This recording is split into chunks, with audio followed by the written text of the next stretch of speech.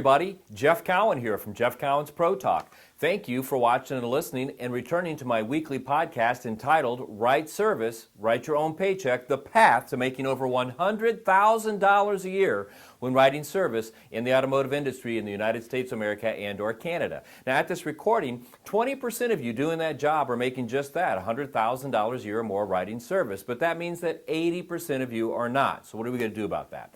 Well, you 80% who are not, don't lose faith, because I'm going to show you how to get to that $100,000 a year mark very, very quickly, and it's simple. You just have to take the techniques, the processes, and tactics that I discuss here on these podcasts, this weekly podcast, put them into play, and you too will find yourself very quickly in that unique group. For those of you already making $100,000 a year, you keep listening because I'm going to show you how to even make more, and it's going to be fun. Not only how to make money, but how to have perfect survey scores, high customer retention, high effective labor rate, and the whole thing. It's going to be a lot of fun. I'm coming to you today with a podcast that I called Service Advisors and Scraped Knees. Now let me explain the basis of this. I'm a granddad. I have two beautiful grandkids. One's 3 years old. Her name is Presley. I've given her a nickname of Birdie. And then I've got a grandson who's 6 years old. And I've nicknamed him Willie. His real name is London. Well, we watch Willie and Birdie all the time. Me and the grandmother do, because our daughter is a very specialized nurse at the CHOC Hospital here in Orange County. Now, what CHOC stands for is Children's Hospital of Orange County. My daughter is a very specialized nurse. She works with the sickest of the sick, from preemies all the way up to 18 years old, and she's done this now for well over a decade, and she's really mastered how to be around kids and how to get the most out of them, if you will, and make sure they're happiest. These kids are very, very well-rounded kids. I'm very proud of my grandkids. Well, when you babysit them and you're around them a lot, you see that, especially the younger one, as she's learning, how to maneuver herself through life, that they trip and fall a lot. They'll be walking down a sidewalk all happy-go-lucky, and there's an uneven sidewalk that they didn't see or anticipate, and they trip, they skin their knee. Or they're running around the yard, and maybe there's a hole in the yard from a rabbit or a little bump they didn't know was there, and they trip and they skin their knee. Now, how they react to the skinned knee, and my daughter taught me this, is all based on how you react. For example, if they fall and we panic, they panic. If they fall and we don't panic, they don't panic. They can stand up and they go right back to doing what they were doing before. So why am I talking about this? Well, I'm talking about this because I see over and over and over many, many times where service advisors scrape their knees, and how they react and respond to it is largely dictated by how they've been trained to react and respond to it, and or based on how the management around them reacts to their skinned knee, if you will. So what we're going to do here today is I'm going to tell you 3 areas where I see people skin their knees, and how to handle the skin knees, because sometimes I think things get blown way out of proportion. So let me go on with this. If this is all going to make sense, you're going to love this podcast here. Number 1. A skinned knee. What am I talking about? Well, number 1, it could be a bad day, a bad week, or a bad month. This is a skinned knee.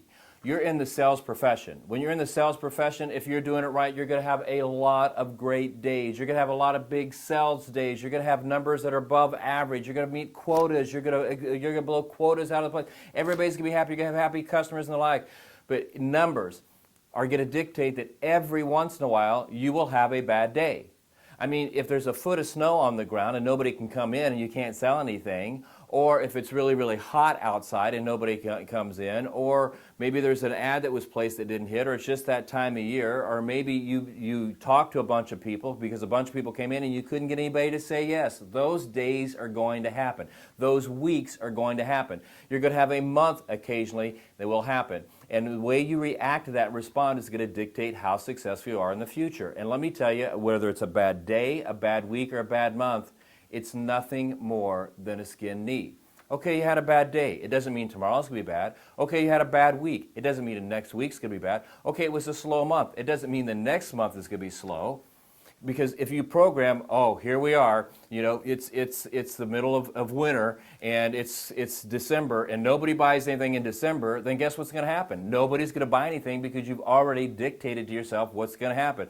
And after December, it comes into January, and everybody spent their money, so nobody's going to buy anything in January, so we have a bad January month.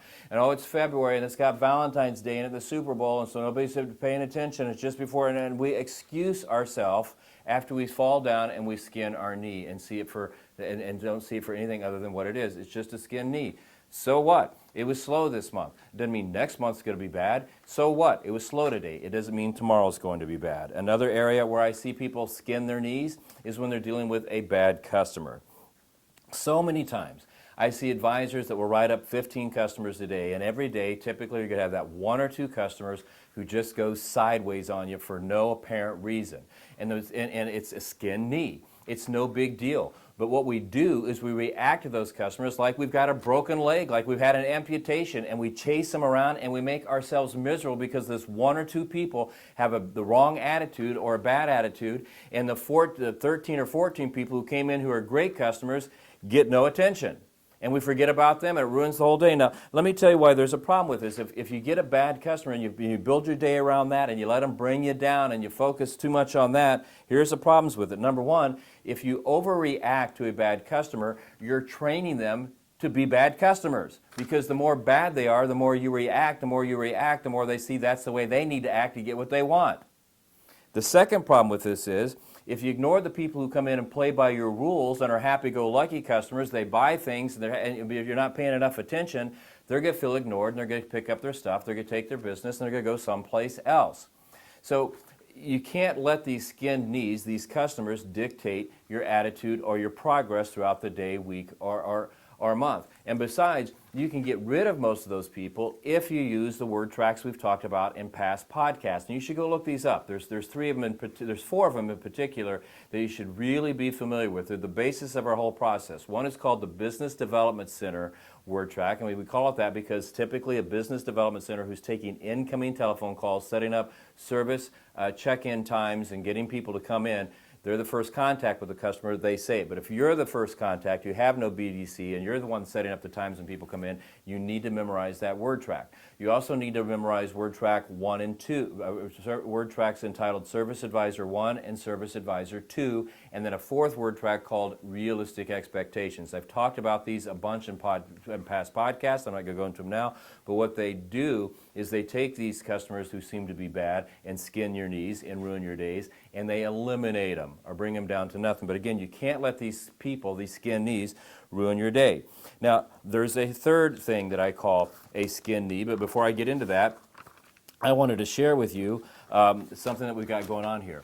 We've got our schedule set for this coming fall for my 2-day workshops, and this one is called, again, the 6-Step Road to Service Department Service Advisor Success. What I'm focusing on in this 2-day workshop that I personally will be teaching is closing and handling objection. Closing sales and handling objections. I'm really going to hit that hard. We're going to talk about the 6 areas, not the one area of closing that everybody focuses on, but we're really going to focus a lot on the 6 areas of closing a customer when they come in, because if you focus just on asking for the money and you ignore the other 5 areas of closing you should be focused on that most people don't even know exist, you're going to leave a lot of money on the table. I'm going to show you how to go get that money. As a matter of fact, the average person that comes to my workshop gets a 5/10 increase. They typically start to get perfect survey scores. They have customer retention in the 85% range within 9 to 12 months. And an effective labor rate immediately that jumps up to within 95% of the door rate. We're going to do these this year in Chicago. We're going to do one in Raleigh, North Carolina, and then we're going to do one in Cincinnati, Ohio. All 3 of these are going to be fun. Call 1-800-248-2931, 1-800-248-2931. Get yourself signed up. If you're an individual and not a business, and you're going to be taking money out of your own pocket to attend, tell them that when you call in, we've got a special thing going on for you. We also have in-store training that is just knocking it out of the park. I have developed and put together a team of trainers that go into service drives and stand side by side with advisors and coach, critique, role play, and right service and show them how to do it the right way like I've never had before in 31 years. These guys are knocking out of the parks, and the increases we're getting, I'm going to share with you how big they are because you won't believe me if I do. But I mean, they are knocking it out of the park. With our management training, knocking it out of the park. How to set up a quick loop, knocking it out of the park. How to set up a business development center, knocking it out of the park, and dozens of other things they do. If you want in-store training, nobody beats us. I'm the creator of the in-store trainer. Nobody was doing it before me, in-store training. And this training team I got now is unbelievable. And of course, we've got online training and ways to get recorded training as well. So make sure you dial 1-800-248-2931, 1-800-248-2931, and get yourself signed up today for some of our training, whether it's the workshop, the online training, or having somebody visit your store.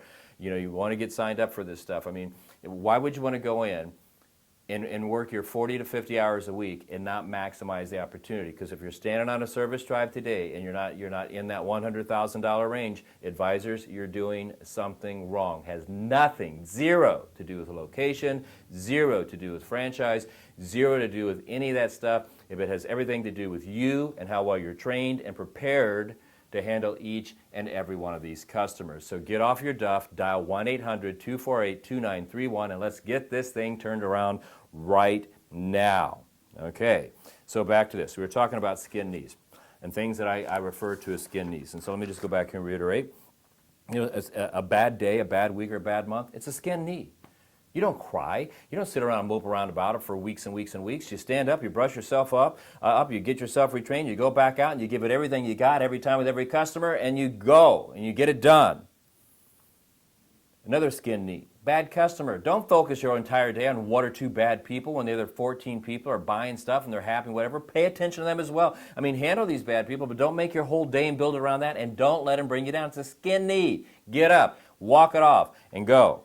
So the third thing, when we overreact to a situation that goes bad. Now, the bigger deal that we make out of a situation that goes bad, the bigger deal it becomes to a customer. And this is one of the things I learned about being around my daughter and the kids when they fall and scrape their knees.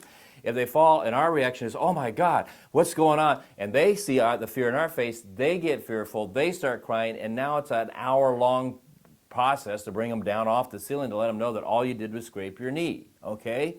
All right, but if we don't react to it in a big way and just, oh, you fell down, no big deal, I'm sure it hurt, just walk it off, you'll be fine, and then they seem to do that and they bounce back, and you got to do the same thing, okay? I mean, it's a fine line, because what I'm telling you here is don't overreact to this. It's a fine line in not overreacting but not acting enough, because if a customer thinks that you're just blowing off something that's big to them and you don't care, they're going to think just that, you don't care.